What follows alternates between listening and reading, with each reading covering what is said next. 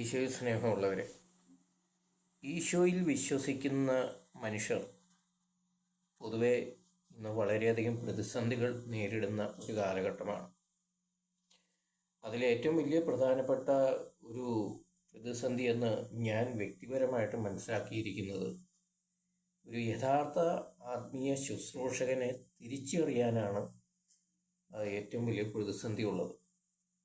അല്ലെങ്കിൽ യഥാർത്ഥ ക്രിസ്തു ശിഷ്യനെ കണ്ടെത്തുക എന്നുള്ളതാണ് ഇന്നത്തെ കാലഘട്ടത്തിലെ ഒരു പ്രധാനപ്പെട്ട പ്രതിസന്ധി.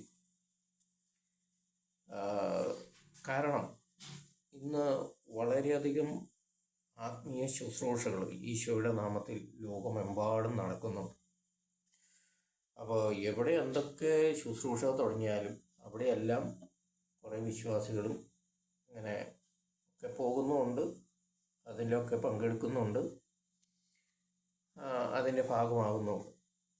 പക്ഷേ അതിൽ എത്ര പേര് ആത്മീയമായിട്ട് വളരുന്നുണ്ട് എന്നുള്ളതാണ് ഇവിടെ ഒരു ചോദ്യമുള്ളത്. തന്നെയുമല്ല, എത്ര പേർക്ക് യഥാർത്ഥ ആത്മീയ ജീവിതത്തിൽ പ്രവേശിക്കാൻ സാധിക്കുന്നുണ്ട് എന്നുള്ളതും ഒരു പ്രധാന ചിന്താവിഷയമാണ്. ഞാൻ ഈ കാര്യങ്ങളൊക്കെ പറയുന്നത് എൻ്റെ വ്യക്തിപരമായ അനുഭവത്തിൻ്റെ വെളിച്ചത്തിലും കൂടിയാണ്. വർഷങ്ങളായിട്ടുള്ള എൻ്റെ ആത്മീയ ജീവിതത്തിൻ്റെ ഒരു അനുഭവമാണ് ഞാൻ ഈ വീഡിയോയിലൂടെ പങ്കുവെക്കുന്നത്. അതിൻ്റെ ഉദ്ദേശം എന്ന് വെച്ച് കഴിഞ്ഞാൽ, താല്പര്യമുള്ളവർക്ക് ഇത് കാണണമെന്ന് നിർബന്ധമൊന്നുമില്ല. താല്പര്യമുള്ളവർ മാത്രം കണ്ടാൽ മതി. തന്നെയുമല്ല, ആത്മീയമായിട്ട് നല്ല രീതിയിൽ ഈശോയോട് ചേർന്ന് പോകണം, അല്ലെങ്കിൽ ആത്മീയ ജീവിതത്തിൽ വളരണം എന്ന് ആഗ്രഹിക്കുന്നവർ മാത്രം കണ്ടാൽ മതി. അല്ലാത്തവരാരും ഇതും കാണാതിരിക്കുന്നതാണ് നല്ലത്. അപ്പം ഞാൻ ഇതിൻ്റെ അകത്ത് പറയാൻ ഉദ്ദേശിക്കുന്ന കാര്യങ്ങൾ എന്ന് വെച്ച് കഴിഞ്ഞാൽ, എങ്ങനെ നമുക്ക് ഒരു നല്ല ആത്മനിറവുള്ള, പരിശുദ്ധാത്മാവിൻ്റെ നിറവുള്ള ആത്മീയ ശുശ്രൂഷകരെ പെട്ടെന്ന് തിരിച്ചറിയാൻ പറ്റും എന്നൊക്കെയുള്ള ഒരു ചില അടയാളങ്ങളാണ്, ചില ലക്ഷണങ്ങളാണ് ഞാൻ ഈ വീഡിയോയിലൂടെ പങ്കുവയ്ക്കാൻ ഉദ്ദേശിക്കുന്നത്. ഇത് പൂർണ്ണമായും ശരിയാണെന്നൊന്നും ഞാൻ പറയുന്നില്ല, പക്ഷേ ഇത് എൻ്റെ ജീവിത അനുഭവത്തിൻ്റെ ഒരു അനുഭവത്തിലൂടെ ഉണ്ടായ, ഞാൻ കണ്ടെത്തിയ ചില യാഥാർത്ഥ്യങ്ങളാണ്. അപ്പോൾ അങ്ങനെയുള്ള ചില കാര്യങ്ങളാണ് ഞാനിവിടെ പറയുന്നത്. ചിലർക്ക് ഇഷ്ടപ്പെടും, ചിലർക്ക് ഇഷ്ടപ്പെട്ടെന്ന് വരികയില്ല. ഞാനീ പറയുന്ന എല്ലാം 100% ശരി എന്ന് ഞാൻ പറയുന്നില്ല, പക്ഷെ പൊതുവേ ഉള്ള കുറേ കാര്യങ്ങളാണ് ഞാൻ പറയാൻ ഉദ്ദേശിക്കുന്നത്. അപ്പം ആദ്യമായിട്ട് പറയുന്നത്, ഒന്നാമത്തെ കാര്യം എന്ന് വെച്ച് കഴിഞ്ഞാൽ, ഈ യഥാർത്ഥ ആത്മീയ ശുശ്രൂഷകരും ഈ ആത്മീയമായിട്ട് വലിയ ഒരു പക്വതയൊന്നും ഇല്ലാത്തവരുടെയൊക്കെ ഒരു പൊതുവേ ഉള്ള ഒരു കാഴ്ച, അല്ലെങ്കിൽ അവരെ പൊതുവെ കണ്ടു കഴിഞ്ഞാൽ, നല്ല ആത്മീയ വളർച്ചയുള്ള മനുഷ്യരാണെങ്കിൽ അവരൊരു പൊതുവെ മനുഷ്യരുടെ മുമ്പിൽ ഒരു സാധാരണ മനുഷ്യരെ പോലെ ഇരിക്കും. വലിയ സ്മാർട്ടൊന്നും ആയിരിക്കില്ല, അത്യാവശ്യം കുഴപ്പമില്ല. പക്ഷെ അല്ലെങ്കിൽ ഈ ആത്മീയ വളർച്ച ഇല്ലാത്ത ഈ ശുശ്രൂഷകരുടെ അല്ലെങ്കിൽ അങ്ങനെയൊക്കെയുള്ള മനുഷ്യരെ കണ്ടു കഴിഞ്ഞാൽ ഒരു പൊതുവെ ഭയങ്കര ഓവർ സ്മാർട്ടായിരിക്കും, ഭയങ്കര ടിപ്പ് ടോപ്പായിരിക്കും. ആരും ഒന്നും കൂടെ ഒന്ന് നോക്കുന്ന രീതിയിലൊക്കെ ഉള്ള ഒരു പേഴ്സണാലിറ്റിയൊക്കെ കാത്തു സൂക്ഷിക്കാൻ അവരെപ്പോഴും ശ്രദ്ധിക്കും. ഇതാണ് ഞാൻ പൊതുവെ കണ്ടേക്കുന്ന ഈ യഥാർത്ഥ ആത്മനിറവില്ലാത്ത മനുഷ്യരുടെയൊക്കെ ഒരു ശൈലി ഞാൻ പൊതുവെ കണ്ടേക്കുന്ന ഒരു കാര്യമാണ്. അപ്പോൾ അങ്ങനെ ആ രീതിയിലായിരിക്കും. അതായത് വളരെ ആൾക്കാർ ഒന്നും കൂടെ ഒന്ന് പ്രത്യേകം ശ്രദ്ധ പിടിച്ചു പറ്റുന്ന രീതിയിലൊക്കെയുള്ള ഒരു ബോഡി ലാംഗ്വേജ്, വസ്ത്രധാരണ രീതിയൊക്കെയാണ് അവർ പുലർത്തുന്നത് പൊതുവെ. എല്ലാവരും എന്ന് പറയുന്നില്ല, പൊതുവെ. അപ്പോൾ ഇത് കാണുമ്പോൾ തന്നെ എൻ്റെ കാര്യമാണ് പറയുന്നത്, ഈ ഇങ്ങനെയുള്ള വേഷം കാണുമ്പോൾ തന്നെ എനിക്കറിയാം ഇവനെ സൂക്ഷിക്കണമെന്ന് ഞാൻ പൊതുവെ മനസ്സിലാക്കുന്നു. അത് എന്നെ സംബന്ധിച്ച് അത് 99% ശരിയാണ്. അത് ഇന്നല്ലെങ്കിൽ നാളെ കാലം തെളിയിച്ചിട്ടുമുണ്ട്. കുറച്ച് സമയം എടുത്താലും ഇത് സത്യമായിരുന്നെന്ന് പിന്നീട് തെളിഞ്ഞിട്ടുമുണ്ട്. എന്നാൽ അതേസമയം ഈ യഥാർത്ഥ ആത്മീയ ശുശ്രൂഷകർ അല്ലെങ്കിൽ നല്ല ആത്മനിറവുള്ള മനുഷ്യരൊക്കെ അവർ പൊതുവെ സാധാരണ ഒരു നോർമൽ വസ്ത്രധാരണ രീതിയും അല്ലെങ്കിൽ അവരെപ്പോഴും ഒരു സാധാരണ മനുഷ്യരെ പോലെ ആയിരിക്കും. അല്ലെങ്കിൽ അവരുടെ ഒരു പ്രകൃതം, ശരീരപ്രകൃതി തന്നെ അങ്ങനെയായിരിക്കും. അവർക്ക് പ്രത്യേകിച്ച് എപ്പോഴും ഇങ്ങനെ പ്രത്യേകിച്ച് യൂണിഫോം, വെള്ളയും അല്ലെങ്കിൽ അങ്ങനെയൊക്കെയുള്ള ഒരു പ്രത്യേക കളർ കോഡോ ഒന്നും ഉണ്ടാവില്ല, ഡ്രസ്സിങ് കോഡൊന്നും ഉണ്ടാവില്ല. അവർ സാധാരണ അവർക്ക് കിട്ടുന്നത് എന്തോ അതാണ് അവർ പൊതുവെ ഉപയോഗിക്കുന്ന ഒരു വസ്ത്രധാരണ ശൈലി അങ്ങനെയൊക്കെ തന്നെയായിരിക്കും പൊതുവെ ഞാൻ കണ്ടേക്കുന്നത്. നല്ല ആത്മനിറവുള്ള മനുഷ്യരുടെ കാര്യം പറയും. അതാണ് ഒന്നാമത്തെ ഒരു ലക്ഷണം ഞാൻ പ്രത്യേകമായിട്ട് ശ്രദ്ധിക്കുന്നത്, ഈ മനുഷ്യരുടെയൊക്കെ ഒരു വസ്ത്രധാരണ രീതി. ഈ പ്രഭാഷകൻ്റെ പുസ്തകത്തിൽ പറയുന്നുണ്ട്, ഈ വേഷം, ചിരി, നടപ്പ്, ഇതിൽ നിന്ന് മനുഷ്യൻ്റെ സ്വത്വം വെളിപ്പെടുന്നെന്ന് പ്രഭാഷകൻ്റെ പുസ്തകത്തിൽ വളരെ വ്യക്തമായിട്ട് പറയുന്നുണ്ട്. അപ്പോൾ അത് വേഷവിധാനത്തെ സംബന്ധിച്ച് 100% ശരിയാണ്. ഞാൻ മനസ്സിലാക്കിയിരിക്കുന്ന എൻ്റെ വ്യക്തിപരമായ അനുഭവത്തിൽ അങ്ങനെയാണ്. ഇത് വളരെ കൃത്യമായിട്ടുള്ളൊരു വചനം തന്നെയാണ്. അപ്പോൾ യഥാർത്ഥ ആത്മനിറവുള്ള മനുഷ്യരുടെ വസ്ത്രധാരണ രീതി എപ്പോഴും നോർമലായിരിക്കും. കൂടുതൽ വസ്ത്രം ഇങ്ങനെ ആകർഷകമായിട്ടൊന്നും അവർ അത്ര വലിയ ഭംഗിയുള്ള വസ്ത്രങ്ങളൊന്നും ആയിരിക്കണമെന്നില്ല എപ്പോഴും ധരിക്കുന്നു. തന്നെയല്ല, ആൾക്കാരുടെ മുമ്പിൽ എപ്പോഴും ഒരു സാധാരണക്കാരെ പോലെ ആയിരിക്കാൻ അവരെപ്പോഴും ശ്രദ്ധിക്കുമെന്ന് പറഞ്ഞു കഴിഞ്ഞാൽ ശ്രദ്ധിക്കുന്നതല്ല, അവരുടെ ശൈലി അങ്ങനെയാണ്, അതങ്ങനെയായിരിക്കും. ഇതാണ് ഒന്നാമത്തെ ഒരു ആത്മനിറവുള്ള മനുഷ്യൻ്റെ ലക്ഷണം. പിന്നെ മറ്റൊരു കാര്യം ഞാൻ ശ്രദ്ധിച്ചേക്കുന്നത്, ഈ ശുശ്രൂഷ ശൈലികളുണ്ട്. ഈ വലിയ ആത്മനിർവോ അല്ലെങ്കിൽ വലിയ ഒരു ആത്മീയ വളർച്ചയൊന്നും ഇല്ലാത്ത ആത്മീയ ശുശ്രൂഷകൾ അവിടെ എപ്പോഴും നിൽക്കുന്നത് ഭയങ്കര വികാരപരമായ ശൈലികളൊക്കെ ആയിരിക്കും. ഭയങ്കര വികാരപരമായ ശൈലി. ഉദാഹരണം പറഞ്ഞു കഴിഞ്ഞാൽ മാതാവിനെക്കുറിച്ചൊക്കെ ക്ലാസ് അല്ലെങ്കിൽ മാതാവിനെക്കുറിച്ചൊക്കെ പറയുകയാണെങ്കിൽ ഭയങ്കര വികാരപരമായിട്ടാണ് അവർ കാര്യങ്ങളൊക്കെ സംസാരിക്കുന്നത്. എന്ന് വെച്ച് കഴിഞ്ഞാൽ മാതാവ് ഭയങ്കര അധികം ക്ഷീണിതയായിരുന്നു, ഭയങ്കര ക്ഷീണം തോന്നി, യേശുപിതാവ് വളരെയധികം കഷ്ടപ്പെട്ടു, പിന്നെ യേശുപിതാവ് ആ മഞ്ഞിലൂടെയൊക്കെ നടന്നു, തണുത്ത് വിറച്ചു എന്നൊക്കെ പറഞ്ഞ് ഭയങ്കരമായിട്ട് സഹതാപം, സിമ്പതി പിടിച്ചു പറ്റുന്ന രീതിയിലൊക്കെയുള്ളൊരു അവതരണ ശൈലിയായിരിക്കും ഈ ശുശ്രൂഷ വിഷയങ്ങളിൽ. പൊതുവെ എന്ത് വിഷയം എടുത്താലും അങ്ങനെയായിരിക്കും. അപ്പോൾ അമിതമായിട്ടുള്ള വികാരപരമായിട്ടുള്ള ഒരു ശൈലി അവർ പിന്തുടരുന്നത് കാണാം. ഇതെന്തിനാണെന്ന് വെച്ച് കഴിഞ്ഞാൽ ആൾക്കാരെ ഇങ്ങനെ പിടിച്ചിരുത്താനൊക്കെയുള്ള ഒരു തന്ത്രമാണ്. കാരണം ഇവരുടെ ഉള്ളിൽ ഒരു യഥാർത്ഥ ആത്മീയ നിറവുണ്ടെങ്കിൽ ഇതിൻ്റെ ഒന്നും ആവശ്യമില്ല. നോർമലി വർത്താനം പറഞ്ഞാൽ മതി. ആ പരിശുദ്ധാത്മാവാണ് അവരെ മനുഷ്യരുടെ ഹൃദയങ്ങളിലേക്ക് കടന്നു ചെല്ലുന്നത്. ആത്മാവാണ് ഹൃദയത്തിൽ പ്രവർത്തിക്കുന്നത്. അല്ല മനുഷ്യരുടെ കുറേ വികാരപരമായ സംസാര ശൈലിയൊന്നുമല്ല, വികാരം കൊള്ളിച്ചിട്ടൊന്നുമല്ല.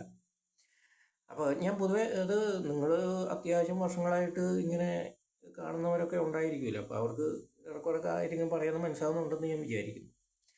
അപ്പോൾ ഇതെൻ്റെ ഒരു കാഴ്ചപ്പാടാണ് കേട്ടോ പറയുന്നത്. അപ്പോൾ അല്ലാതെ വേറെ മറ്റാരുടെയും കാര്യങ്ങളൊന്നുമല്ല, ഞാൻ എൻ്റെ വ്യക്തിപരമായ ഒരു കാഴ്ചപ്പാടാണ് ഈ പറയുന്നത്. അപ്പോൾ അതനുസരിച്ച് ഞങ്ങൾ കണ്ടാൽ മതി ഞാൻ ഈ പറയുന്ന കാര്യങ്ങൾ. അപ്പോൾ ഇങ്ങനെ വികാരപരമായിട്ടൊന്നും അധികം സംസാരിക്കുന്നില്ല. അവർ വളരെ നോർമലി അങ്ങ് സംസാരിച്ചു പോകും. എന്ത് കാര്യമാണെങ്കിലും, എന്തൊക്കെ പ്രശ്നങ്ങളുള്ള വിഷയങ്ങളാണെങ്കിലും അല്ലെങ്കിൽ എത്ര ഗൗരവമായിട്ടുള്ള വിഷയങ്ങളാണെങ്കിലും അവർ വളരെ നോർമലായിട്ട് ശാന്തമായിട്ടങ്ങ് കിടന്ന് സംസാരിച്ചങ്ങ് പോകും. അവിടെ കൂടുതൽ ഇങ്ങനെ എന്താ പറയുന്നത്, ഭാവപ്രകടനങ്ങളൊന്നും ഉണ്ടാവില്ല. അവർ വളരെ നോർമലായിട്ട് സംസാരിക്കും. അതാണ് മറ്റൊരു ലക്ഷണം.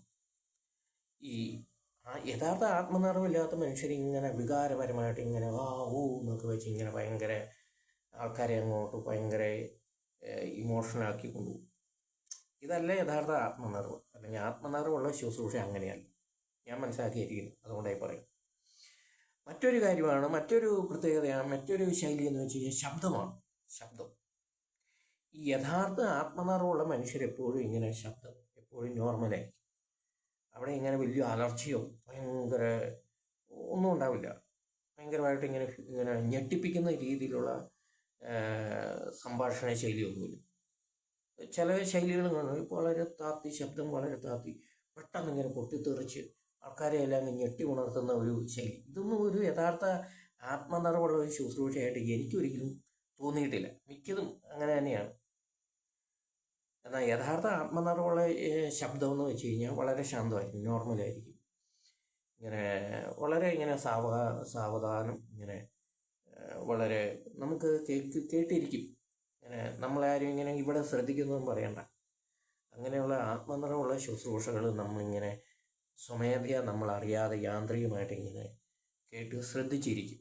അതാണ് പരിശുദ്ധാത്മാവിൻ്റെ പ്രവർത്തനമുള്ള ശുശ്രൂഷകൾ. അങ്ങനെയായിരിക്കും. അല്ലാതെ 1000 കിലോ വാട്ട് ശബ്ദ കോലാഹലത്തിലൊന്നും അതിൻ്റെ ഒന്നും ആവശ്യമില്ല. അതുപോലെ തന്നെ ഈ ശുശ്രൂഷകരെ ഞാൻ ശ്രദ്ധിച്ചേക്കുന്നത് ഇങ്ങനെയാണ്. അതായത് നല്ല ആത്മനിറവുള്ള ശുശ്രൂഷകർ ഈ മൈക്ക് സൗണ്ട് ഇത് എന്തോരം ഉണ്ടെന്നോ അത് നന്നായിട്ട് പ്രവർത്തിക്കുന്നുണ്ടോ എന്നൊന്നും അവരധികം മൈൻഡ് ചെയ്യാൻ നിൽക്കുകയില്ല. ശബ്ദം കുറവാണെങ്കിൽ അവർ ഇങ്ങനെ പോരാന്നൊന്നും പറഞ്ഞുകൊണ്ടിരിക്കുകയൊന്നുമില്ല. അവർ പറയും അവരവരുടെ ആ കർമ്മം അല്ലെങ്കിൽ അവരാ പ്രസംഗിക്കുന്ന അല്ലെങ്കിൽ ശുശ്രൂഷ അവരങ്ങ് നടത്തിയേച്ചങ്ങ് പോകും. അത് താല്പര്യമുള്ളവർ കേൾക്കുന്നവർ കേൾക്കാത്തവർ കേൾക്കുകയില്ല എന്നുള്ളൊരു ശൈലിയാണ്. എന്ന് വെച്ചാൽ കേൾക്കേണ്ടെന്നല്ല, ശബ്ദമോ മൈക്കോ അവിടുത്തെ സംവിധാനമോ ഒന്നും അവരുടെ വിഷയമല്ല. അത് അവർ മൈൻഡ് ചെയ്യുകയില്ല. അവരെ പറഞ്ഞേക്കുന്ന അവരെ ശുശ്രൂഷ അവരത് ചെയ്തേച്ച് അങ്ങ് പോകും. അതാണ് അവരുടെ ഒരു ശൈലി. എന്ന് വെച്ച് കഴിഞ്ഞാൽ അമിതമായിട്ട് ശബ്ദമൊന്നും അവർക്ക് ആവശ്യമില്ല. ചില ശുശ്രൂഷകളൊക്കെ കണ്ടിട്ടുണ്ട്, ചെവി അടിച്ചു പോകുന്ന കർണം പൊട്ടുന്ന രീതിയിലുള്ള ശബ്ദം ഉണ്ടെങ്കിൽ അവർക്ക് ശുശ്രൂഷയാവുകയുള്ളൂ. കുറേ പേരിങ്ങനെ സപ്പോർട്ട് ചെയ്യാനുണ്ടാവും, എങ്കിലേ ശുശ്രൂഷ നടക്കുമെന്ന് അവർ ഈ പറഞ്ഞു വരുന്നു. എനിക്കറിയത്തില്ല എന്ത് ശുശ്രൂഷയാകുന്നു. അപ്പം അങ്ങനെയാണ് അതല്ല അതിൻ്റെ ഒരു രീതി. യഥാർത്ഥ ആത്മനിറവുള്ള ശുശ്രൂഷകൻ വളരെ ശാന്തമായ സൗമ്യമായ ശബ്ദത്തിൽ ഇങ്ങനെ പറഞ്ഞു പോകും. അതിന് ഉദാഹരണം പറയാൻ പല പ്രമുഖരായ ശുശ്രൂഷകരുമുണ്ട്. വളരെ സൗമ്യമായി യഥാർത്ഥ ആത്മനിറവുള്ള ശുശ്രൂഷകരുണ്ട്. നിങ്ങൾക്ക് ഇതൊക്കെ നിങ്ങൾ കേട്ട് മനസ്സിലാക്കുക. ഞാൻ ആരുടെയും പേരൊന്നും പറയുന്നു. നിങ്ങൾ ഇതൊക്കെ വിലയിരുത്തുക, സ്വയം വിലയിരുത്തി. അതായത് ഇത്തരത്തിലുള്ള ആത്മീയ കെണികളിൽ നിന്ന് ഒരു പരിധി വരെ രക്ഷപ്പെടാനുള്ള ഒരു മാർഗവും കൂടിയാണ് ഞാൻ ഈ പറയുന്നത്. അപ്പോൾ അതിന് വേണ്ടിയിട്ടാണ് ഈ പറഞ്ഞതാണ് ഈ ശബ്ദത്തിൻ്റെ കാര്യം. അതിൽ ഒരു പ്രധാനപ്പെട്ട കാര്യമാണ് അമിതമായ ശബ്ദമുണ്ടോ നിങ്ങൾ സൂക്ഷിക്കുക. അത് വലിയ അതിനകത്തൊന്നും വലിയ ആത്മനിറവെന്നൊന്നും ഞാൻ കണ്ടിട്ടില്ല. എൻ്റെ ഒരു അനുഭവമാണ് ഈ പറയുന്നത്. പിന്നെ വേറൊരു കാര്യം, അടുത്തൊരു കാര്യമാണ് ഈ അത്ഭുതങ്ങളെക്കുറിച്ചുള്ള അമിതമായ വർണ്ണനങ്ങൾ. ഒരു യഥാർത്ഥ ആത്മനിറവുള്ള ശുശ്രൂഷയാണെങ്കിൽ, യഥാർത്ഥ ആത്മീയ പരിശുദ്ധാത്മാവിൻ്റെ അഭിഷേകമുള്ള ഒരു ശുശ്രൂഷയാണെങ്കിൽ അവിടെ ഈ അത്ഭുതങ്ങളെക്കുറിച്ച് അടയാളങ്ങളെക്കുറിച്ച് ഇങ്ങനെ വാതോരാതെ ഇങ്ങനെ ഒന്നും പറയുകയല്ല. അവർ അത്യാവശ്യം എന്തെങ്കിലുമൊക്കെ വേണ്ടപ്പെട്ട കാര്യങ്ങളൊക്കെ പറഞ്ഞു പോയി അടുത്ത ആത്മീയ ജീവൻ, അതായത് ഈശോയെക്കുറിച്ച് ഇങ്ങനെ പറഞ്ഞുകൊണ്ടിരിക്കും. ഈശോയെക്കുറിച്ചാണ് അവർ പ്രധാനമായിട്ടും പറയുന്നത്. അല്ലാതെ അവർ നടത്തിയ ശുശ്രൂഷയിൽ നടന്ന അത്ഭുതങ്ങളെക്കുറിച്ച് അടയാളങ്ങളെക്കുറിച്ചൊന്നും അങ്ങനെ വാതോരാതെ ഇങ്ങനെ സംസാരിക്കുകയല്ല. അത് യഥാർത്ഥത്തിലുള്ള ഒരു ആത്മീയ ശുശ്രൂഷയുമല്ല. സാക്ഷ്യങ്ങളൊക്കെ പറയാം, അനുഭവങ്ങളൊക്കെ പറയാം തീർച്ചയായും. പക്ഷേ ഇതിനെക്കുറിച്ച് ഇങ്ങനെ അഹോരാത്രം ഇങ്ങനെ പറഞ്ഞുകൊണ്ടിരിക്കുന്ന അതൊരു ആത്മീയ ശുശ്രൂഷയല്ല. അതിൻ്റെ ഉദ്ദേശമൊക്കെ വേറെയാണ്. അല്ലെങ്കിൽ അതൊക്കെ നമ്മളെ ആത്മീയ ജീവിതത്തിൽ നിന്നൊക്കെ വ്യതിചലിപ്പിക്കുന്ന ഒരു ശുശ്രൂഷ ശൈലിയാണ്. അത് മനസ്സിലാക്കിയിരിക്കും. അപ്പോൾ അമിതമായ ആത്മീയ അനുഭവങ്ങളുടെയോ അല്ലെങ്കിൽ അമിതമായിട്ടുള്ള അത്ഭുതങ്ങളെക്കുറിച്ചുള്ള വർണ്ണനങ്ങളൊന്നും ഇത്തരത്തിലുള്ള യഥാർത്ഥ ആത്മീയ ശുശ്രൂഷയിലൊന്നും ഉണ്ടാവില്ല. അതാണ് വേറൊരു കാര്യം. പിന്നെ എന്നാൽ യഥാർത്ഥ ആത്മീയ ശുശ്രൂഷകർ അവർ അത്യാവശ്യം എന്തെങ്കിലുമൊക്കെ അനുഭവങ്ങളൊക്കെ പറയും. ബാക്കി ഫുൾ ടൈം ഈശോയെക്കുറിച്ചും ആത്മീയ ജീവിതത്തിൻ്റെ കാര്യങ്ങളെക്കുറിച്ചും അങ്ങനെയുള്ള കാര്യങ്ങളൊക്കെ ആയിരിക്കും അവർ പറയുന്നത്. വേറെ ഒന്നും അത്ഭുതങ്ങളെക്കുറിച്ച് അടയാളങ്ങളെക്കുറിച്ച് അധികം സംസാരിക്കുകയില്ല അവർ. പിന്നെ വേറൊരു കാര്യം, പിന്നെയുള്ള കാര്യമെന്ന് വെച്ച് കഴിഞ്ഞാൽ ഈ യഥാർത്ഥ ആത്മനിറവുള്ള ശുശ്രൂഷയിൽ അവരെപ്പോഴും സംസാരിക്കുന്നത് ആത്മീയ നേട്ടങ്ങളെക്കുറിച്ചാണ്, അല്ല ഭൗതിക നേട്ടങ്ങളെക്കുറിച്ച്. ആത്മീയ നേട്ടങ്ങൾ എന്ന് വെച്ച് കഴിഞ്ഞാൽ സ്നേഹം, ത്യാഗം, സഹനം, ജ്ഞാനം, പരിശുദ്ധാത്മാവിൻ്റെ ഫലങ്ങൾ, ഇതിനെക്കുറിച്ചായിരിക്കും അവർ നിരന്തരം സംസാരിക്കുന്നത്. അല്ലെങ്കിൽ അവരുടെ സംസാര ശൈലി ഇങ്ങനെയൊക്കെ തന്നെയായിരിക്കും. അപ്പോൾ അവർ ഇങ്ങനെ സംസാരിക്കുക എന്ന് വെച്ചാൽ പ്രധാനമായിട്ടും യഥാർത്ഥ ആത്മനിറവുള്ള ആത്മീയ ചൈതന്യമുള്ള പരിശുദ്ധാത്മാവിൻ്റെ നിറവുള്ള ഈ ശുശ്രൂഷയിലെ പ്രധാന പ്രതിപാദ്യ വിഷയം മിക്കപ്പോഴും പൊതുവെ സഹനങ്ങളും വേദനകളും ദുഃഖങ്ങളും അതിനെ എങ്ങനെ തരണം ചെയ്യാം, അല്ലെങ്കിൽ അതിലൂടെയാണ് നമുക്ക് ആത്മീയ സിദ്ധികൾ, ആത്മീയ കൃപകൾ ലഭിക്കുന്നത്. അതിലൂടെയാണ് നമ്മൾ നിത്യജീവനിലേക്ക് പ്രവേശിക്കുന്നത് എന്നുള്ള ഒരു ബേസായിരിക്കും. എപ്പോഴും ഒരു അടിസ്ഥാന ഘടകം ഇതായിരിക്കും. ആത്മീയ നേട്ടങ്ങളായിരിക്കും, അല്ല ഭൗതിക നേട്ടങ്ങളല്ല. അതായത് ഭൗതിക നേട്ടങ്ങൾ എന്ന് പറയുമ്പോൾ നിങ്ങൾ ഇങ്ങനെ പ്രാർത്ഥിച്ചാൽ നിങ്ങൾക്ക് ജോലി കിട്ടും, അങ്ങനെ പ്രാർത്ഥിച്ചാൽ നിങ്ങൾക്ക് ലോട്ടറി അടിക്കും, മറ്റേ രീതിയിൽ പ്രാർത്ഥിച്ചാൽ നിങ്ങൾക്ക് രോഗശാന്തി കിട്ടും, പിന്നെ നിങ്ങളുടെ ശത്രു പ്രശ്നങ്ങളൊക്കെ തീരും, നിങ്ങളെപ്പോഴും ഉയർച്ചയായിരിക്കും. ഇങ്ങനെയുള്ള കാര്യങ്ങളൊന്നും പറയുമൊന്നുമില്ല, അധികം പറയുകയല്ല.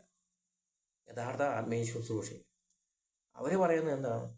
യഥാർത്ഥ ആത്മീയ ശുശ്രൂഷയിൽ ആത്മനിർഭരമുള്ള ശുശ്രൂഷയിൽ അവർ പറയുന്നത് നിങ്ങൾ ഇപ്രകാരം പ്രാർത്ഥിക്കണം. അങ്ങനെ പ്രാർത്ഥിച്ചു കഴിഞ്ഞാൽ നിങ്ങളുടെ ആത്മീയമായിട്ട് വളർച്ചയുണ്ടാവും. നിങ്ങളുടെ ജീവിതത്തിൽ നിങ്ങൾക്ക് ആത്മീയമായിട്ടുള്ള പുതിയ ഉൾക്കാഴ്ചകൾ ലഭിക്കും. നിങ്ങൾക്ക് സ്വർഗീയ ദർശനങ്ങളുണ്ടാവും. അതുപോലെ തന്നെ ശുദ്ധീകരണ സ്ഥലത്തെ ആത്മാക്കളുടെയൊക്കെ ഓരോ അവസ്ഥകളും കാര്യങ്ങളൊക്കെ മനസ്സിലാക്കാൻ പറ്റും. തന്നെയുമല്ല, നമുക്കെപ്പോഴും നമ്മുടെ ജീവിതത്തിൽ എന്തൊക്കെ ഞെരുക്കങ്ങളുണ്ടായാലും നമുക്ക് എപ്പോഴും വലിയ ഒരു ആനന്ദം ഉണ്ടായിരിക്കും. സ്വർഗീയ ആനന്ദം നമുക്കുണ്ടായിരിക്കും. ഈശോയുടെ വലിയ സജീവമായ സാന്നിധ്യം നമുക്കുണ്ടായിരിക്കും. ഇങ്ങനെയൊക്കെയുള്ള ആത്മീയ ഉൾക്കാഴ്ചകളായിരിക്കും അവർ നൽകുന്നത്. അല്ലെങ്കിൽ പാപത്തെ എങ്ങനെ നമുക്ക് പ്രതിരോധിക്കാം, അല്ലെങ്കിൽ നമ്മുടെ ജീവിതത്തിൽ എങ്ങനെ പാപസാഹചര്യങ്ങളെ നമുക്ക് എങ്ങനെ ഒഴിവാക്കാം, ഇങ്ങനെയൊക്കെയുള്ള കാര്യങ്ങളാണ് അവർ സംസാരിക്കുന്നത്. അതായത് പ്രലോഭനങ്ങൾ എങ്ങനെ നേരിടാം, ഇതൊക്കെയാണ് യഥാർത്ഥ ആത്മീയ ശുശ്രൂഷകൾ. അല്ലെങ്കിൽ ആത്മീയ ശുശ്രൂഷ എന്നൊക്കെ പറഞ്ഞാൽ ഇതൊക്കെയാണ്. അല്ലാതെ എങ്ങനെയാണ് നമുക്ക് കുറേ ലോട്ടറി അടിക്കുക, കുറേ കാശുണ്ടാക്കാൻ പറ്റിയത്, കടബാധ്യതയിൽ നിന്ന് എങ്ങനെ രക്ഷപ്പെടാം, അല്ലെങ്കിൽ മറ്റവനേക്കാളും വലിയവൻ എങ്ങനെയാകാം, ഇതൊന്നുമല്ല ആത്മീയ ശുശ്രൂഷയിലെ പ്രതിപാദ്യ വിഷയം. അപ്പം ഇങ്ങനെയാണ്. അപ്പോൾ യഥാർത്ഥ ആത്മീയ ശുശ്രൂഷ എന്ന് പറയുന്നത് ആത്മീയ നേട്ടങ്ങളെക്കുറിച്ചായിരിക്കും അവരെപ്പോഴും സംസാരിക്കുന്നത്. ഭൗതിക കാര്യങ്ങളെക്കുറിച്ച് വളരെ ചുരുക്കമേ അവർ പറയുള്ളൂ. അങ്ങനെയാണ്. നിങ്ങൾ യഥാർത്ഥ ആത്മനിർഭരമുള്ള ശുശ്രൂഷകൾ കണ്ടാൽ നിങ്ങൾക്ക് മനസ്സിലാവും അതിൻ്റെ ശൈലികളും. അല്ലാത്തതെല്ലാം മനസ്സിലാക്കുക, അത് നമ്മളെ നയിക്കുന്നത് ആത്മീയ ഭൗതികമായ കെണികളിലേക്കായിരിക്കും. അപ്പോൾ ആത്മീയ നേട്ടങ്ങളെക്കുറിച്ചായിരിക്കും ഭൗതിക നേട്ടങ്ങളെക്കാൾ കൂടുതലായിട്ട് അവർ സംസാരിക്കും. മറ്റൊരു കാര്യം, ഈ യഥാർത്ഥ ആത്മനിർഭരമുള്ള ശുശ്രൂഷകൾ നമുക്ക് ഇപ്പോൾ എൻ്റെ അനുഭവം പറയാം. യഥാർത്ഥ ആത്മനിർഭരമുള്ള ശുശ്രൂഷകർ നമ്മൾ ആ ശുശ്രൂഷയിലേക്ക് തുടക്കത്തിൽ തന്നെ നമുക്ക്, അല്ലെങ്കിൽ എന്നെ സംബന്ധിച്ച് തുടക്കമൊന്നും വേണ്ട, അവനെ കാണുമ്പോൾ ആ ഒരു പരിസരം കാണുമ്പോൾ തന്നെ നമുക്ക് മനസ്സിലാവും ഇത് ഇത്രയേ ഉള്ളൂ ഇതിൻ്റെ കഥ. കൂടുതലൊന്നും ഇതിൻ്റെ അതൊന്നും ഇല്ല. ഇതൊക്കെ വെറുതെ എന്താ പറയുന്നത്, ഒരു തരം ആത്മീയ വഞ്ചന ആണ് സംഭവിക്കാൻ പോകുന്നതെന്ന് നമുക്ക് എന്നെ സംബന്ധിച്ച് കാണുമ്പോൾ തന്നെ എനിക്ക് അതുകൊണ്ടാണ്. അപ്പോൾ ഈ പ്രധാനമായിട്ടും ഈ ആത്മനിർഭരമില്ലാത്ത ശുശ്രൂഷയിലൊക്കെ പങ്കെടുക്കുന്ന നമുക്ക് ആദ്യം തോന്നും ഭയങ്കര മടുപ്പായിരിക്കും, ക്ഷീണവും ഭയങ്കര മടുപ്പും, എങ്ങനെയെങ്കിലും തീർന്നാൽ മതി എന്നൊക്കെയുള്ള ചിന്തകളായിരിക്കും. എന്നെ സംബന്ധിച്ച് ഉള്ള കാര്യമാണ് പറയുന്നത്. അതിപ്പോൾ ആത്മീയമായിട്ട് വളർന്നവരെ സംബന്ധിച്ചുള്ള കാര്യമായി പറയുന്നത്, അല്ല തുടക്കക്കാരുടെ കാര്യമല്ല ഈ പറയുന്നത്. തുടക്കക്കാരെ സംബന്ധിച്ച് ആത്മനിർഭരമുള്ളതും ഇല്ലാത്തതും എല്ലാം കാണുമ്പോൾ ആദ്യം ചിലപ്പോൾ നമുക്ക് ഭയങ്കര മടുപ്പായിരിക്കും, എങ്ങനെയെങ്കിലും പോയാൽ മതി, എന്ന് തീർന്നു കിട്ടിയാൽ മതി, അബദ്ധമായി പോയി എന്നൊക്കെ തോന്നും ഈ ആദ്യമായിട്ട് ധ്യാനം കൂടുന്നവരെ, അല്ലെ ആത്മീയ ശുശ്രൂഷയിലൊക്കെ പങ്കെടുക്കുന്നവരെ സംബന്ധിച്ച് ഒരു പക്ഷേ അങ്ങനെ തോന്നിയേക്കാം. പക്ഷെ ഞാനിത് പറയുന്നത് ആത്മീയമായിട്ട് വർഷങ്ങളായിട്ട് ആത്മീയ ജീവിതത്തിൽ മുന്നേറുന്നവരെ സംബന്ധിച്ച് ഈ ആത്മനിർഭരമില്ലാത്ത ശുശ്രൂഷകളെ പെട്ടെന്ന് തിരിച്ചറിയാനുള്ള മാർഗ്ഗമാണ് ഞാനീ പറയുന്നത്. അപ്പോൾ അങ്ങനെയുള്ള ശുശ്രൂഷയിലൊക്കെ നമ്മൾ പങ്കെടുക്കാനിടയായാൽ നമുക്ക് പെട്ടെന്ന് തന്നെ ഭയങ്കര മടുപ്പും ആലസ്യതയും വിരസതയും അരോചകമൊക്കെ ആയിട്ട് തോന്നും. എന്തായി പറയുന്നത്, ഇത് നമുക്ക് ഭയങ്കര മടുപ്പായി, ഭയങ്കര ബോറടിയായി. അപ്പോൾ എൻ്റെ കാര്യമാണ് ഞാൻ പറയുന്നത്. അപ്പോൾ അതിൽ നിന്ന് മനസ്സിലാക്കാം ഇതൊരു യഥാർത്ഥ പരിശുദ്ധാത്മാവിൻ്റെ നിറവിലുള്ള ഒരു ശുശ്രൂഷയല്ലെന്ന് മനസ്സിലാക്കാൻ പറ്റും. ഇനിയിപ്പോൾ അവരിപ്പോൾ അവിടെ എന്തൊക്കെ പറഞ്ഞാലും ശരി, എന്തൊക്കെ വലിയ ഇങ്ങനെ വർണ്ണിച്ചാലും വാരിക്കോരി ഒഴിച്ചാലും ശരി, ഇത് ഇത്രയേ ഉള്ളെന്ന് മനസ്സിലാവും. ഒത്തിരി ഷോയും ഒത്തിരി കാര്യങ്ങളൊക്കെ അവർ പറയും. പക്ഷേ ഇതിൻ്റെ യഥാർത്ഥ വശമാണ് ഞാൻ പറഞ്ഞത്. അവരെന്തൊക്കെ പറഞ്ഞാലും ശരി, ഇതിൻ്റെ അകത്തുള്ള ഈ കാര്യങ്ങൾ വളരെ ശോചനീയമായി, ഇതിൻ്റെ ഫലം വളരെ നിസ്സാരമായി, വലിയ ആത്മീയ ഫലങ്ങളൊന്നും ഇതിൻ്റെ അകത്തുനിന്ന് നമുക്ക് കിട്ടാൻ പോകുന്നില്ല. തന്നെയുമല്ല, നമുക്കൊരു പക്ഷേ അത് കൂടുതൽ ആത്മീയമായിട്ടുള്ള ഒരു ബന്ധനം കൂടി ആകാൻ, ബന്ധനം മീൻസ് കുറച്ച് ദിവസത്തേക്ക് ഭയങ്കര ഒരു ആത്മീയ അസ്വസ്ഥതയ്ക്കും കാരണമാകാൻ സാധ്യതയുണ്ട്. അപ്പോൾ ഇതും ഈ യഥാർത്ഥ ആത്മനിറവുള്ളതും ആത്മനിറവില്ലാത്തതുമായിട്ടുള്ള ശുശ്രൂഷകളെ തിരിച്ചറിയാനുള്ള ഒരു നല്ല മാർഗമാണ്. ഇത് ആവശ്യമുള്ളവരൊക്കെ കേട്ടാൽ മതി കേട്ടോ, എല്ലാവരും ഇതൊന്നും കേൾക്കണ്ട. ഇതാരോടും ആവശ്യമുള്ളവർക്ക് പറഞ്ഞു കൊടുക്കുക, ആവശ്യമില്ലാത്തവരോടൊന്നും പറയാൻ നിൽക്കണ്ട. പിന്നെ വേറൊരു പ്രത്യേകത, ഈ യഥാർത്ഥ ആത്മനിറവുള്ള ശുശ്രൂഷയുടെ ഏറ്റവും വലിയ പ്രത്യേകത എന്ന് വെച്ച് കഴിഞ്ഞാൽ അവർ വചനം പറയും. വചനം പറഞ്ഞാൽ അതിൻ്റേതായ ഒരു എന്താ പറയുക, ആന്തരികമായ വ്യാഖ്യാനങ്ങളും പറയും. ആന്തരികമായിട്ടുള്ള വ്യാഖ്യാനം അത് ഈ മനുഷ്യർ അവിടെ ഇവിടെ എഴുതി വെച്ചേക്കുന്ന കാര്യങ്ങളൊന്നുമല്ല. ഓൺ ദ സ്പോട്ടിൽ നമുക്ക് അതുമായിട്ട് ബന്ധപ്പെട്ട ഒരു ആത്മീയ വെളിപാട് കിട്ടും. അത് നമുക്ക് കേൾക്കുമ്പോൾ അറിയാം. ചില ശുശ്രൂഷകളുണ്ട് ഭയങ്കര വചനമാണ്, ഇങ്ങനെ വാതോരാതെ 24 മണിക്കൂറും വചനങ്ങൾ മാത്രമേ പറയുള്ളൂ. ഒന്നിൽ അടുത്തതിലേക്ക് ഇങ്ങനെ സഞ്ചരിക്കുകയാണ്. കാര്യമൊക്കെ ശരിയാണ്, പക്ഷേ അത് ഈ കുടം കമഴ്ത്തി വെച്ച് വെള്ളം ഒഴിച്ച പോലത്തെ ഒരു പരിപാടിയായിട്ടാണ് എനിക്ക് പലപ്പോഴും തോന്നി. ഭയങ്കര ബോറടിയായിട്ട് തോന്നും. അതായത് എന്തുകൊണ്ടാണെന്ന് വെച്ച് കഴിഞ്ഞാൽ ഇവന് കുറേ വചനങ്ങളൊക്കെ അറിയാം, കാര്യമൊക്കെ ശരിയാണ്, ഇവനത് കുറേ അങ്ങ് എടുത്തങ്ങ് വീശുവാണ്, അലക്കുവാണ്. എന്തിനാ ഈ ആൾക്കാരെ പിടിച്ചിരുത്താനും? ആൾക്കാരെ ഞാൻ കുറേ ആത്മീയ വചനങ്ങൾ കുറേ കാര്യങ്ങളൊക്കെ എനിക്കറിയാം, വചനങ്ങളെ എനിക്ക് കാണാപ്പാടം അറിയാമെന്നൊക്കെ ആൾക്കാരെ ബോധ്യപ്പെടുത്തി എന്തെങ്കിലുമൊക്കെ ഒന്ന് പറയാനൊക്കെ ആയിട്ടുള്ള ഒരു സംവിധാനമല്ല. അത് ഇതൊന്നും ഒരു ആത്മീയ നിറവെന്നൊന്നും പറയാൻ പറ്റില്ല. ഞാൻ ചിലപ്പോൾ ശ്രദ്ധിച്ചു ചില മധ്യസ്ഥ പ്രാർത്ഥനകൾ, ഉദാഹരണം മധ്യസ്ഥ പ്രാർത്ഥനയിലൊക്കെ പോയിരുന്നു കഴിഞ്ഞാൽ ചില മനുഷ്യരിങ്ങനെ അവരോട് ശരിക്കും ഒരു 2 മിനിറ്റ് പ്രാർത്ഥിക്കാനായിരിക്കും പറയുന്നത്. അവരങ്ങ് വാ തുറന്നാൽ പിന്നെ 10 മണിക്കൂർ കഴിഞ്ഞാൽ അവർ വായ അടയ്ക്കുകയില്ല. അവർ പറയുന്നതെല്ലാം ഭയങ്കര വചനങ്ങൾ മാത്രമേ പറയുള്ളൂ, വേറെ ഒന്നും പറയുകയില്ല. ഒരു വചനത്തിൽ നിന്നാണ് അടുത്ത വചനം പോകുന്നു. അതുപോലെ പ്രാർത്ഥനകളെല്ലാം ഒരു വചനത്തിൽ നിന്ന് അപ്പുറത്തേക്കും ചാടി പോവുക. ഇവർ ദിവസം തീർത്താലും നിർത്തുന്ന പരിപാടിയില്ല. ഇത് യഥാർത്ഥ ഒരു ആത്മനിറവിൻ്റെ ലക്ഷണമൊന്നും അല്ല. അതൊരു അതിനെന്താ പറയുന്നത് എനിക്കും അറിയാം. ഒരു ആത്മനിറവുള്ളതല്ല. അത് കേൾക്കുമ്പോൾ തന്നെ നിർത്താൻ പറയാൻ തോന്നും. ഭയങ്കര അരോചകമാണ്. അങ്ങനെയുള്ള അനുഭവം ഇഷ്ടം പോലെ എനിക്കുണ്ടായിരുന്നു. ഒരു മധ്യസ്ഥ പ്രാർത്ഥനയ്ക്ക് വേണ്ടി ഒരു വചനം പറഞ്ഞ് അല്ലെങ്കിൽ ഒരു മധ്യസ്ഥ പ്രാർത്ഥന, ഒരു പ്രാർത്ഥന നടത്തുന്നു പറഞ്ഞ് ഒരാളോട് പറയുന്നത്, പിന്നെ അയാളെ നിർത്താൻ വേണ്ടി എന്തൊരു പാടാണ്. അപ്പോൾ നമ്മൾ പറയും ഒന്ന് മതി എന്ന് പറഞ്ഞു കഴിഞ്ഞാൽ അവർ പറയും ഞങ്ങൾ വചനം പറഞ്ഞല്ലേ പ്രാർത്ഥിക്കുന്നതെന്ന് പറയും. അങ്ങനെ എന്താ കുഴപ്പം? കാര്യമൊക്കെ ശരിയാണ്, വചനമൊക്കെയാണ് പറയുന്നത്, പക്ഷേ അതിനുള്ള സാഹചര്യം ഇവിടെയല്ല, അതിനുള്ള അവസരം ഇതല്ല, അതിൻ്റെ ആവശ്യമില്ല. അപ്പോൾ അതെന്താണെന്ന് വെച്ച് കഴിഞ്ഞാൽ ഇത്രയേ ഉള്ളൂ. യഥാർത്ഥ ആത്മീയ നിറവുള്ള മനുഷ്യരൊന്നും ഇങ്ങനെയൊന്നും തുനിയല്ല, ഇങ്ങനത്തെ പരിപാടിക്കൊന്നും നിൽക്കുകയില്ല. അവർ അത്യാവശ്യം കാര്യങ്ങൾ പറഞ്ഞ് പ്രാർത്ഥിക്കും, നിർത്തും. അപ്പോൾ ഇത് ശുശ്രൂഷയുടെ കാര്യവും ഇങ്ങനെയൊക്കെ തന്നെയാണ്. ഈ ആവശ്യമുള്ളതും ഇല്ലാത്തതായ വചനം പറയുന്നത് മോശമാണെന്നൊന്നുമല്ല ഞാൻ ഈ പറഞ്ഞു വരുന്നത്. ഈ നമ്മൾ ശുശ്രൂഷയിൽ പങ്കെടുക്കുമ്പോൾ വിവേചിച്ചറിയേണ്ട ചില കാര്യങ്ങളാണ് ഈ പറയുന്നത്. അപ്പോൾ ഈ വാദോരാതെ വചനങ്ങൾ സംസാരിക്കുന്നവരാണ് ലാസ്റ്റ് നമ്മളെ കെണിയിലാക്കുന്നു. നമ്മൾ ഓർക്കും എന്തുമാത്രം വചനമാണ് ഈ പറഞ്ഞേക്കുന്നത്, എന്തെല്ലാം വചനമാണ് പറയുന്നത്, ബൈബിൾ മുഴുവൻ കാണാപ്പാടം അറിയാം. അപ്പോൾ ഇങ്ങനെ പറയുന്നത് എല്ലാം ശരിയാണ്, ഇയാൾ എന്ത് പറഞ്ഞാലും നമുക്കങ്ങ് ചെയ്തേക്കാം. അവസാനമായിരിക്കും നമ്മൾ ഇതെല്ലാം കഴിഞ്ഞിട്ടാണ് നമ്മൾ അറിയുന്നത് ആ പുള്ളി ഇന്നപോലെ അങ്ങനെയായിരുന്നു എന്നൊക്കെ കേൾക്കും. അപ്പം ഞാൻ ഇഷ്ടംപോലെ കണ്ടേക്കുന്നു, കേട്ടിട്ടുമുണ്ട്. അപ്പം ഞാൻ എൻ്റെ അറിവുള്ള കേസ് കേട്ടാൽ ഞാൻ പറയും കൂടുതൽ അഭ്യാസം കാണിക്കാൻ നിൽക്കണ്ട, അല്ലെങ്കിൽ ഞാൻ പറയും ആ പരിപാടിക്ക് നിൽക്കാതിരിക്കുന്നത് നല്ലത് എന്നാണ് എൻ്റെ അഭിപ്രായം എന്ന് ഞാൻ വ്യക്തമായിട്ട് അങ്ങ് പറഞ്ഞേക്കും. എന്തിനാണ് ആവശ്യമുള്ളതും കേൾക്കുക, ആവശ്യമില്ലാത്തതും കേൾക്കില്ല, അത്രേ ഉള്ളൂ.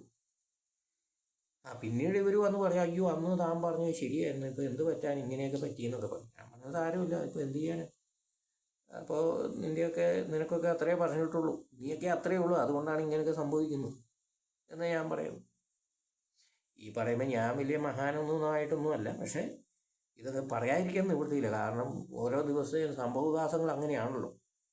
നമ്മളിപ്പോൾ ആരെങ്കിലും പറഞ്ഞു കഴിഞ്ഞാൽ അത് ഭയങ്കര പ്രശ്നങ്ങളാണ്. പക്ഷെ ഇതുകൊണ്ട് ഈ നഷ്ടങ്ങളുണ്ടാകുന്ന യഥാർത്ഥ ആത്മീയ ജീവിതം അന്വേഷിച്ച് നടക്കുന്ന മനുഷ്യരുണ്ട്. അല്ലെങ്കിൽ ഈശോയെ യഥാർത്ഥത്തിൽ അന്വേഷിക്കുന്ന മനുഷ്യരുണ്ട്, അല്ലെങ്കിൽ അന്വേഷിച്ച് തുടങ്ങിയ മനുഷ്യരുണ്ട്. അവരൊക്കെ ഈ പരിപാടി നിർത്തും. നിർത്തിയെന്ന് വെച്ചാൽ അവരെല്ലാം അങ്ങ് നശിച്ച് അങ്ങ് കുഴിയിലേക്ക് പോകുന്നു ഞാൻ പറയാം. പക്ഷേ അവർക്കൊക്കെ ഒരു ബുദ്ധിമുട്ടും പ്രതിസന്ധിയും ഇത് വേണോ വേണ്ടയോ എന്നൊക്കെയുള്ള ഒരു ആശയക്കുഴപ്പത്തിലൊക്കെ കൊണ്ടുവന്ന് എത്തിക്കുന്ന പരിപാടിയായിരുന്നു. അതുകൊണ്ടാണ് ഇപ്പോൾ ഇങ്ങനെയൊക്കെ ചില ലക്ഷണങ്ങളൊക്കെ അങ്ങ് പറയുന്നത്. ആവശ്യമുള്ള കേട്ടിട്ട് മനസ്സിലാക്കുക. അപ്പം നിങ്ങളിപ്പോൾ ഏതെങ്കിലുമൊക്കെ ഇങ്ങനെയൊക്കെയുള്ള അഭ്യാസത്തിലൊക്കെയാണ് ഇരിക്കുന്നതെങ്കിൽ ഒന്ന് നന്നായിട്ട് നോക്കി സൂക്ഷിച്ച് വീക്ഷിച്ചിട്ടൊക്കെ മതി ഇനി അതിൻ്റെ അകത്ത് തുടർച്ച. ഇല്ലെങ്കിൽ ലാസ്റ്റ് വഞ്ചിതരായിട്ട് പറഞ്ഞിട്ട് കാര്യമൊന്നുമില്ല. വഞ്ചിതരായിട്ട് അയ്യോ അങ്ങനെ പറ്റിപ്പോയി എന്നൊന്നും പറഞ്ഞിട്ട് കാര്യമൊന്നുമില്ല. വഞ്ചിക്കപ്പെടാതിരിക്കാൻ വേണ്ടിയിട്ടാണ് ഞാനീ പറയുന്നത്. താല്പര്യമുള്ളവർ മാത്രമേ കേൾക്കാവുള്ളൂ. അത് ഇതെല്ലാം കേട്ടിട്ട് അയാൾ അങ്ങനെ പറഞ്ഞൊന്നും പറയേണ്ട കാര്യമൊന്നുമില്ല. അതുകൊണ്ട് ഞാൻ പറയുന്നത്. അപ്പോൾ ഇങ്ങനെ അരോചകമായിട്ട് നമുക്ക് തോന്നുകയില്ല. അപ്പോൾ ഈ ചില വചനങ്ങൾ ഇങ്ങനെ ചിലരിങ്ങനെ വാദോരാരും ഇങ്ങനെ വചനങ്ങൾ ഇങ്ങനെ പറഞ്ഞുകൊണ്ടേയിരിക്കും. ഭയങ്കര അരോചകമാണ്. നിർത്തിവെച്ച് പോകാൻ പറയാൻ തോന്നും. ഞാൻ ചിലരോട് പറഞ്ഞിട്ടുണ്ട് ഇങ്ങനെ ഇത്രയൊന്നും ആവശ്യമൊന്നുമില്ല, അഭ്യാസമൊന്നും വേണ്ട. അത് അറിയാവുന്നവനും അറിയാം, അറിയത്തില്ലാത്തവർക്കൊന്നും മനസ്സിലാകില്ല. കാരണം വചനങ്ങളല്ലേ ഈ പറയുന്നത്. അപ്പോൾ അങ്ങ് കേട്ടേക്കാന്നൊക്കെ പറഞ്ഞു എല്ലാവരും അതിന് കൃപയുള്ളവനൊന്നും അതിനൊന്നും നിൽക്കുകയില്ല. അതുകൊണ്ട് തന്നെയുമല്ല, ഇത് കൃപയുള്ളവൻ നിൽക്കുമോ നിൽക്കാതിരിക്കുമോ എന്നുള്ളതല്ല, കർത്താവിനെ ഇങ്ങനെ കളിപ്പിക്കരുത്. അത്രേ എനിക്ക് പറയാനുള്ളൂ. നമുക്കിപ്പോൾ കഴിവുണ്ടോ സിദ്ധിയുണ്ടോ ഇല്ലയോ എന്നുള്ളതൊന്നും കർത്താവിന് വിഷയമില്ല. നമുക്ക് അറിയാവുന്നത് പറഞ്ഞാൽ മതി. അറിയാവുന്നത് പറഞ്ഞാൽ മതി. അറിയാവുന്ന പ്രാർത്ഥനയെ ചൊല്ലിയാൽ മതി. അപ്പോൾ അറിയാവുന്ന പ്രാർത്ഥനയെ ചൊല്ലിയിട്ട് മിണ്ടാതിരിക്കും. അവിടെ പരിശുദ്ധാത്മാവ് പ്രവർത്തിക്കും. അങ്ങനെയാണ് ഞാൻ തുടക്കത്തിലൊക്കെ ചെയ്തുകൊണ്ടിരുന്നത്. എനിക്ക് അറിയാവുന്ന പ്രാർത്ഥനയൊക്കെ ചെയ്യും. എന്നിട്ട് ഞാൻ പറയും നിങ്ങൾ സ്തുതിക്കുക, നമുക്ക് സ്തുതിക്കാമെന്ന് പറയും. ആവശ്യമുള്ളവൻ സ്തുതിക്കുക, ഇല്ലാത്തവൻ മിണ്ടാതിരിക്കും. അങ്ങനെയൊക്കെയാണ് ഞാൻ വളർന്നത്. ഞാനും മിണ്ടാതിരിക്കും. അപ്പോൾ പിന്നീട് അവിടെയാണ് ശരിക്കും ഈശോയ്ക്ക് പ്രവർത്തിക്കാനുള്ള ഒരു അവസരവും കൂടി ഉള്ളത്. അവസരം കിട്ടുന്നത് അങ്ങനെയാണ്. കർത്താവിന് പ്രവർത്തിക്കാൻ അവസരം കൊടുക്കും. അല്ലാതെ ഈ സൗണ്ടെല്ലാം വെച്ച് വലിച്ച് കാറി കൂവി ഇതിനെ ഒന്നും ആക്ഷേപിക്കുന്നതല്ല. പൊതുവേ കാണുന്ന ഒരു എന്താ പറയുന്നത്, ഒരു ശൈലി പറഞ്ഞാൽ സൗണ്ട് വേണ്ടെന്നോ മൈക്ക് വേണ്ടെന്നോ ഒന്നുമല്ല ഈ പറയുന്നത്. പ്രസംഗിക്കേണ്ടാന്നോ പ്രാർത്ഥിക്കേണ്ടാന്നോ വചനം പറയേണ്ടാന്നോ ഒന്നുമല്ല. പക്ഷേ ഇതിനെല്ലാം നമുക്ക് പറ്റുന്നത് ചെയ്താൽ മതി. ആവശ്യത്തിൽ കൂടുതൽ ഓവറായിട്ടുള്ള അഭ്യാസം ഒന്നും കാണിക്കണ്ട. മനുഷ്യരെ ആരെയും ബോധിപ്പിക്കാൻ വേണ്ടി ഒരു അഭ്യാസവും കാണിക്കണ്ട. അറിയാവുന്നത് ചെയ്യുക. അപ്പോൾ പരിശുദ്ധാത്മാവ് പ്രവർത്തിക്കും.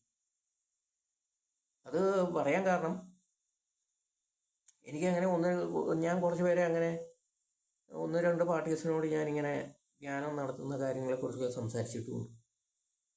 ഞാൻ പറഞ്ഞു കൊടുത്ത ശൈലി അങ്ങനെ തന്നെയാണ്. തുടക്കത്തിൽ അവർക്ക് ഇങ്ങനെ ശുശ്രൂഷ ചെയ്യണമെന്ന് ആഗ്രഹമുണ്ട്. പക്ഷേ വലിയ അറിവൊന്നുമില്ല, ഇതെങ്ങനെയാണെന്നോ ഒന്നും വലിയ അറിവൊന്നുമില്ല. അപ്പം ഞാൻ പറഞ്ഞ കുറച്ച് ശൈലികളുണ്ട്, അത് ഞാൻ പിന്നെ എപ്പോഴെങ്കിലും പറയാം. പിന്നീട് അവർ വളർന്നു, നല്ല രീതിയിൽ ശുശ്രൂഷയിൽ ഇങ്ങനെ വളർന്നു. വളർന്നു കഴിഞ്ഞപ്പോൾ പിന്നെ അവർ പതുക്കെ തളരാൻ തുടങ്ങി. അതൊക്കെ വേറെ, അതവരുടെ വിഷയം. പക്ഷേ എൻ്റെ വിഷയമല്ല. അപ്പോൾ ഇതാണ് ഞാൻ പറഞ്ഞു വന്ന വിഷയം. ഇതാണ് വചനങ്ങളുടെ ആന്തരികമായ വ്യാഖ്യാനങ്ങൾ അവർ പറയും. അല്ലാതെ കുറേ വചനങ്ങൾ ഇങ്ങനെ പറഞ്ഞ് ഇങ്ങനെ പോകുമല്ല. അതുമായിട്ട് ബന്ധപ്പെട്ട് നമ്മുടെ ജീവിതവുമായിട്ട് ബന്ധപ്പെട്ട കുറേ കാര്യങ്ങൾ അവർ സംസാരിക്കും. ഇതാണ് യഥാർത്ഥ ആത്മനിറവുള്ള ശുശ്രൂഷയുടെ വേറൊരു അടയാളമാണ്. പിന്നെ വേറൊരു പ്രത്യേകത എന്ന് വെച്ച് കഴിഞ്ഞാൽ, ഈ ആത്മനിറവില്ലാത്തവരുടെ ശുശ്രൂഷയിൽ എപ്പോഴും കൂടുതൽ ഭാവപ്രകടനങ്ങളായിരിക്കും. ഭാവപ്രകടനം, അത് അങ്ങോട്ട് നോക്കൂ എന്നൊക്കെ കണ്ണൊക്കെ ഉരുട്ടി കുറേ ഗോഷ്ഠിയൊക്കെ കാണിച്ച് ഇങ്ങനെ ആൾക്കാരെ ഇങ്ങനെ പിടിച്ചിരുത്താനുള്ള ശ്രമമുണ്ട്. ഇത് യഥാർത്ഥ ആത്മനിറവുള്ള ശുശ്രൂഷയല്ല. കുറേ ഒച്ചയൊക്കെ വെച്ച് എന്നൊക്കെ വെച്ച് ഇതൊന്നും ഒരു ആത്മനിറവുള്ള ശുശ്രൂഷയല്ല. അമിതമായ ഭാവപ്രകടനങ്ങൾ ശുശ്രൂഷയിൽ അല്ലെങ്കിൽ ശുശ്രൂഷകൻ നടത്തുന്നുണ്ടോ, അത് യഥാർത്ഥ ആത്മശുശ്രൂഷയല്ല എന്നാണ് എൻ്റെ ഒരു വിലയിരുത്തൽ. എൻ്റെ വ്യക്തിപരമായ ഒരു വിലയിരുത്തലാണ്. അത് വേറെ ഇതായിട്ട് കണക്കാക്കണ്ട. എൻ്റെ വ്യക്തിപരമായ ഒരഭിപ്രായമാണ് ഞാൻ ഈ പറയുന്നതല്ല. ഈ പറയുന്ന ഓരോ അടയാളങ്ങളും ലക്ഷണങ്ങളും എൻ്റെ വ്യക്തിപരമായ ഒരു അനുഭവത്തിൻ്റെ വെളിച്ചത്തിലും എൻ്റെ ഒരു കാഴ്ചപ്പാടിൻ്റെ വെളിച്ചത്തിലൊക്കെയാണ് ഈ പറയുന്നത്. അപ്പോൾ എല്ലാം അങ്ങനെയാണെന്ന് വിലയിരുത്തുകയും വേണ്ട, മൊത്തത്തിൽ ആവശ്യമുള്ളത് മനസ്സിലാക്കാൻ വേണ്ടി പറയുന്നു.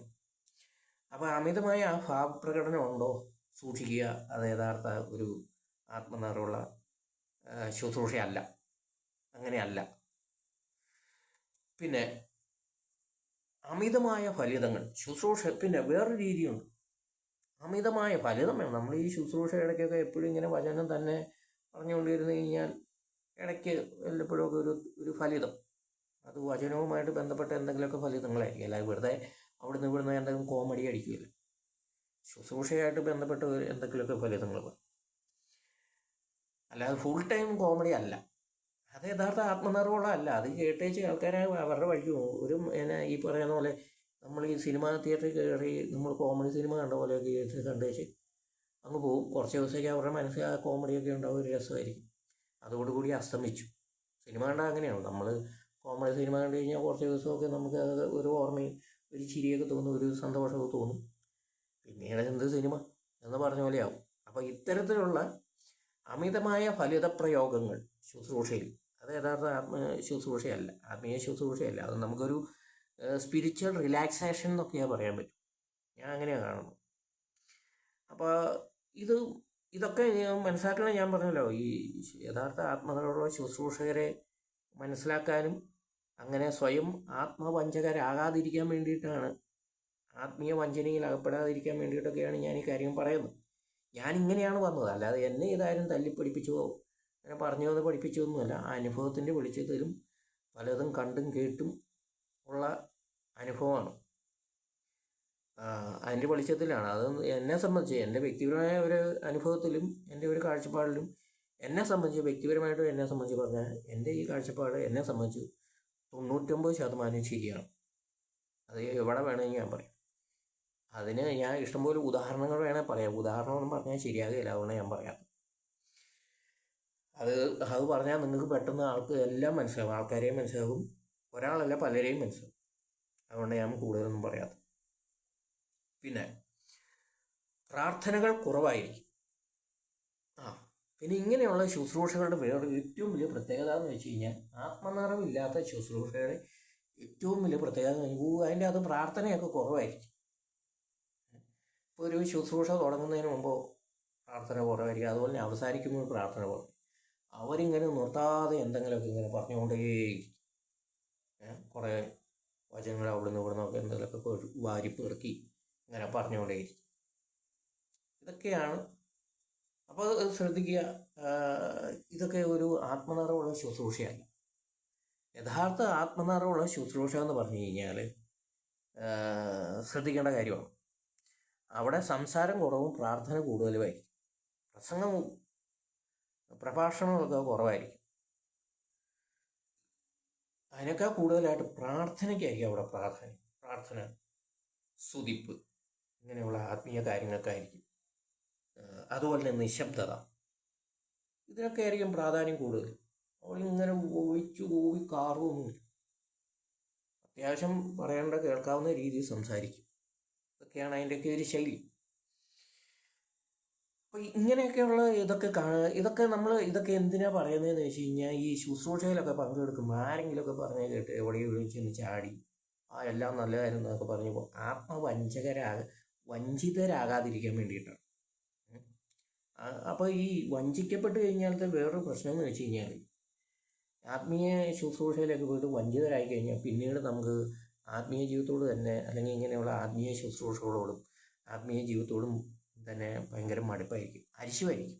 അങ്ങനെ ഒത്തിരി പേരിങ്ങനെ ഈശോയിൽ നിന്ന് അകന്നു പോയിട്ടുണ്ട്. അവരോട് ഇപ്പോൾ എനിക്ക് പല അനുഭവങ്ങളുണ്ട്. ചില മനുഷ്യർ വളരെ ആത്മീയമായിട്ട് ഒത്തിരി സിദ്ധികളും നല്ല കൃപകളൊക്കെ ഉള്ള മനുഷ്യരാണ്. അവരെ പിന്നീട് കാണുമ്പോൾ അവർ പറയും, മിണ്ടരുത്, പ്രാർത്ഥനയുടെ കാര്യമൊന്നും പറയണം, ഞാൻ കുറേ അതിൻ്റെയൊക്കെ പുറകെ നടന്നാൽ എനിക്കറിയാമെന്നൊക്കെ പറഞ്ഞ് അവരെ അതിനെ നെഗ്ലക്റ്റ് ചെയ്യും, നിഷേധിക്കും. പിന്നെ അവരതിലേക്ക് വരാൻ വലിയ പാടാണ്. ഒത്തിരി പേര് അകന്നു പോയിട്ടുണ്ട്. ആത്മീയ ജീവിതത്തിൽ നിന്നും ഈശോയിൽ നിന്നൊക്കെ അവർ അകന്നു പോയിട്ടുണ്ട്. അവസാനം അവർക്ക് സംഭവിക്കുന്നതെന്ന് വെച്ചാൽ വലിയ ആത്മീയ ദുരന്തം എന്ന് വെച്ച് കഴിഞ്ഞാൽ, ഈ ജീവിതത്തിൻ്റെ അവസാന സമയത്തൊക്കെ ഭയങ്കര കഷ്ടപ്പാടായിരിക്കും, ഭയങ്കര പ്രതിസന്ധി. അവർക്ക് മനുഷ്യരും ഉണ്ടാവില്ല, ദൈവവും ഉണ്ടാവില്ല സഹായത്തിൽ. അങ്ങനത്തെ വലിയൊരു പ്രതിസന്ധി അങ്ങനെയൊക്കെയുള്ള മനുഷ്യരുടെ ജീവിതത്തിൽ ഉണ്ടാവും. അപ്പോൾ അതിന് കാരണമാരാ? ഈ ഈ പ്രകാശദൂതൻ്റെ വേഷം കിട്ടിയ ടീംസിൻ്റെ ഒരു പ്രശ്നമാണിത്. അപ്പോൾ അധികം പ്രകാശദൂതനായിട്ട് ആരും വേഷം കെട്ടാതിരിക്കുന്നതാണ് നല്ലത്. അപ്പോൾ ഇത് പിന്നെ വേറൊരു കാര്യം ശ്രദ്ധിക്കേണ്ടത്, ഈ ശുശ്രൂഷയിൽ പങ്കെടുക്കുന്നവരാണ് ഇതിൻ്റെ അത് ശ്രദ്ധിക്കേണ്ടത്. ഇപ്പോൾ ഈ അഭ്യാസം കാണിക്കുന്നവൻ പറയാമല്ലോ ഞാൻ അഭ്യാസിയാണെന്നോ അല്ലെങ്കിൽ ഞാൻ ഇന്നയാളാണെന്നൊന്നും പറഞ്ഞിട്ടല്ല വരുന്നത്. ഞാൻ കള്ളം വരുന്നത് ഞാൻ കള്ളനാണെന്നും പറഞ്ഞിട്ടല്ലല്ലോ. അപ്പോൾ കള്ളം വരുന്നത് ഞാൻ നല്ലവനാണ്, സംരക്ഷകനാണ് എന്നൊക്കെ പറഞ്ഞാണ്. നിങ്ങളെയൊക്കെ സംരക്ഷകനാണെന്നും പറഞ്ഞാൽ രക്ഷകനാന്നൊക്കെ പറഞ്ഞാൽ വരും. അപ്പോൾ ഈ രക്ഷകനെയും ഈ നശിപ്പിക്കുന്നവനെയൊക്കെ തിരിച്ചറിയാനൊക്കെയുള്ള ഒരു ചില എൻ്റെ ഒരു ശൈലിയാണ് ഞാനീ പറഞ്ഞത്. അപ്പോൾ ഒരുപക്ഷെ നിങ്ങൾക്ക് ഒരുപക്ഷെ ഉപകാരപ്പെട്ടേക്കാം. പിന്നെ ആവശ്യമുള്ളവർ മാത്രം കേട്ടാൽ മതി. അപ്പോൾ പിന്നെ ഇങ്ങനെയൊക്കെ താല്പര്യമുള്ളവർക്ക് ഇത് വേണമെങ്കിൽ ഒന്ന് ഷെയർ ചെയ്യുക, പറഞ്ഞു കൊടുക്കുക. ഷെയർ ചെയ്യണമെന്നല്ല, പറഞ്ഞു കൊടുക്കുക. ഇങ്ങനെയൊക്കെ ഒന്ന് ശ്രദ്ധിക്കുന്നത് നല്ലതാണ്. എന്നിട്ട് പോയാൽ മതി. അല്ലാതെ അവർ പറഞ്ഞു ഇവർ പറഞ്ഞു ഭയങ്കര പേരാണ് എന്നൊക്കെ കേട്ട് ഒന്ന് ചെന്ന് ചാടരുത്. ചാടിക്കഴിഞ്ഞാൽ പിന്നീട് ഇങ്ങനെയൊക്കെ പല ആത്മീയ അപകടങ്ങളൊക്കെ സംഭവിക്കാൻ സാധ്യതയുണ്ട്. അപ്പോൾ അതുകൊണ്ട് ഇത്തരത്തിലുള്ള കുറച്ച് കാര്യങ്ങളൊക്കെ ഒന്ന് ശ്രദ്ധിക്കുന്നത് നല്ലതാണ്. അപ്പോൾ ഞാനിത് പറഞ്ഞ എൻ്റെ ജീവിതാനുഭവമാണ്, വേറെ ആരുടെ അല്ല. ഇങ്ങനെ അനുഭവം എന്ന് പറഞ്ഞാൽ കേട്ടതല്ല, ആരെങ്കിലും പറഞ്ഞതൊന്നുമല്ല, എവിടെയും വായിച്ചതൊന്നുമല്ല. എൻ്റെ സ്വന്തം പച്ചയായിട്ടുള്ള ആത്മീയ ജീവിതത്തിൻ്റെ അനുഭവത്തിൻ്റെ വെളിച്ചത്തിലാണ് ഞാൻ ഇത്രയും കാര്യങ്ങൾ പറഞ്ഞത്. താല്പര്യമുള്ളവരും മനസ്സിലാക്കുക. ഇത് നോക്കിയിട്ട് നിങ്ങളൊന്ന് സ്വയം ഒന്ന് പരീക്ഷിച്ചൊക്കെ നോക്കുക. അല്ലെങ്കിൽ മറ്റു കാര്യങ്ങളൊക്കെ വെച്ചൊന്ന് ചിന്തിച്ച് നോക്കിയാൽ നിങ്ങൾക്ക് ഏറെക്കുറെയൊക്കെ കാര്യങ്ങൾ മനസ്സിലാവും. അതുകൊണ്ടാണ് ഞാൻ ഈ കാര്യം ഇങ്ങനെ പറഞ്ഞത്. നന്മ നിറഞ്ഞ മറിയമേ സ്വസ്തി, കർത്താവ് അങ്ങയുടെ കൂടെ സ്ത്രീകളെ അനുഗ്രഹിക്കപ്പെട്ടവളാകുന്നു. അങ്ങയുടെ ഉദരഫലമായി ഈശോ അനുഗ്രഹിക്കപ്പെട്ടവനാകുന്നു. പരിശുദ്ധ മറിയമേ തമ്പുരാന്റെ അമ്മേ, പാപികളായ ഞങ്ങൾക്ക് വേണ്ടി ഇപ്പോഴും ഞങ്ങളുടെ മരണസമയത്ത് തമ്പുരാനോട് അപേക്ഷിച്ചു കൊള്ളണമേ. ആമേൻ. ഈശോ മിശിഹായ്ക്ക് സ്തുതിയായിരിക്കട്ടെ. എപ്പോഴും സ്തുതിയായിരിക്കട്ടെ. ആമേൻ.